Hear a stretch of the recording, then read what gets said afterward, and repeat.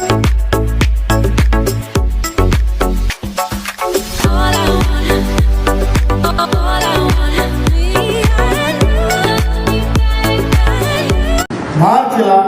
दिल्लीच्या जंतर मंतरवर आंदोलन घोषित केलंय आणि ते आंदोलन आपल्याला जबरदस्त करायचं आहे.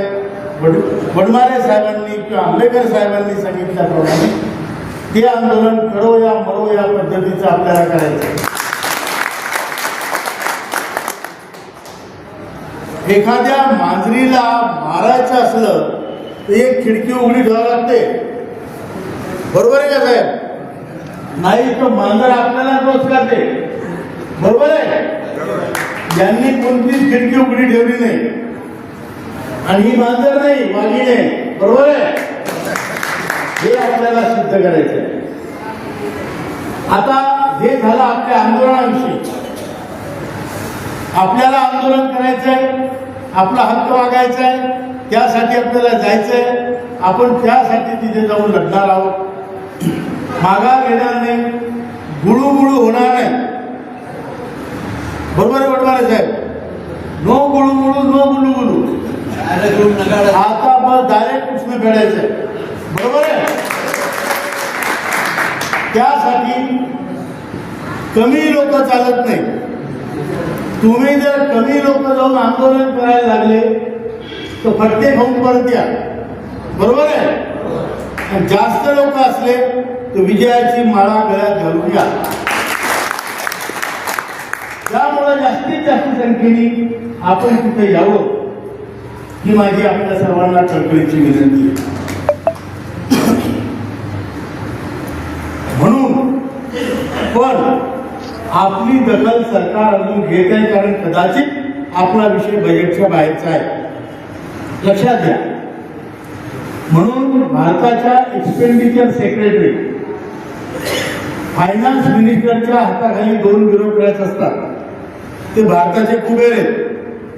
हे फायनान्स सेक्रेटरी जो हा विचार करतो आणि अशा स्कीम बनवतो की तुमच्या खिशातला पैसा भारताच्या तिजोरीत गेला नाही, बरोबर आहे?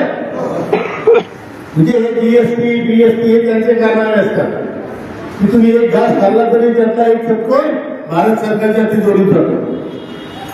आणि एक्सपेंडिचर सेक्रेटरी तो असतो, तो तिजोरीतला पैसा कोणाला वाटायचा आणि किती वाटायचा याचा जिम्मेदार असतो.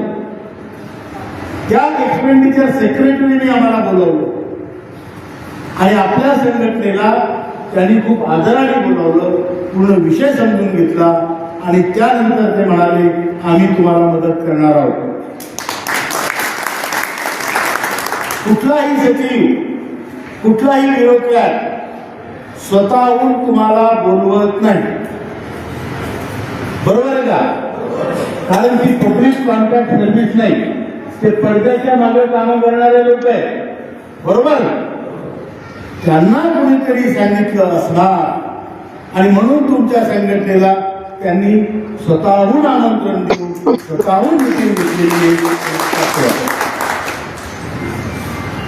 आपण तर आणणारच आहे, पण त्यात काय चांगलं सध्या होत आहे आणि कुठं कमी होत आहे याचा आढावा सुद्धा आपल्याला घ्यायला पाहिजे आणि तो मी तुमच्या समोर ठेवायला. दिल्लीच्या या सभेनंतर, या टूर नंतर, या मिटिंग नंतर मी सगळ्यात पहिले बीडला आलेलो आहे. तर ही ताजी ताजी गरम गरम बातमी तुमच्या संघटनेला एक्सपेंडिचर सेक्रेटरीनी बोलावून तुम्हाला तुमचं काम करतो आहे म्हणून सांगितलं. त्याच्या व्यतिरिक्त आपल्या चांडे साहेबांनी त्यांच्या भाषणात सांगितलं, जे आपले श्रममंत्री आहेत डॉक्टर मनसुखभाई मांडवियाजी यांनी 6 तारखेला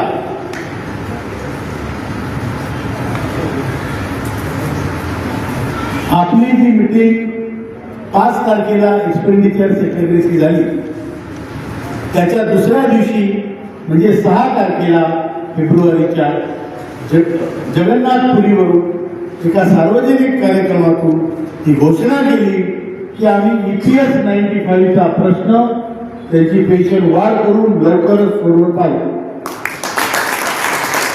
लक्षात घ्या, मंत्री महोदयांनी आतापर्यंत पब्लिक मीटिंग मध्ये केलेली ही पहिली घोषणा आहे. त्यामुळं आता याला मी पुरावा लागत नाही. राऊत साहेब तुम्ही तर म्हणाले होते असं होणार झालं, आता मंत्र्यांनीच म्हटलेलं आहे. त्यामुळे मी जे म्हणत होतो त्याला पुष्टी मिळालेली आणि आपलं काम होणार आहे, काही मिळालं नाही म्हणून. पण आपली दखल सरकार अजून घेत आहे का?